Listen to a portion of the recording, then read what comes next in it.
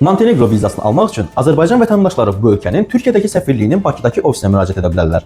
Qlobal xəbər verir ki, bu barədə Reportun Balkan bürosunun sorğusuna cavab olaraq Montenegro Xarici İşlər Nazirliyindən bildirilib. Qeyd edək ki, 2026-cı il yanvarın 15-dən Azərbaycan vətəndaşları Montenegroya səfər üçün viza almalıdırlar. Bu, ölkənin Avropa İttifaqına üzvlük perspektivləri ilə izah olunub. Xarici İşlər Nazirliyindən bildirilib ki, gələcəkdə isə viza mərkəzi olaraq BFC Qlobal şirkəti ilə əməkdaşlığın genişləndirilməsi planlaşdırılır. Bu əməkdaşlıq çərçivəsində şirkətin Azərbaycandakı viza mərkəzləri də prosesə cəlb olunacaq və viza üçün müraciətlər həmin mərkəzlər vasitəsilə də qəbul ediləcək. Xarici İşlər Nazirliyindən izah olunub ki, Montenegroya səfər üçün iki tip vizalar tətbiq olunacaq. Qısa müddətli C vizası.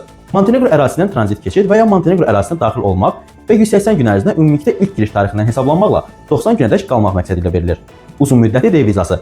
Montenegro ərazisində 90 gündən artıq, lakin 1 il ərzində ilk giriş tarixindən hesablanmaqla 6 aydan çox olmamaq şərti ilə qalmaq niyyətində olan əcnəbilərə verilə bilər. Nazirlikdən bildirilib ki, C vizası üçün müraciət planlaşdırılan səfərdən 15 gün əvvəldən gec olmayaraq, D vizası üçün isə səfərdən 60 gün əvvəldən gec olmayaraq təqdim edilməlidir.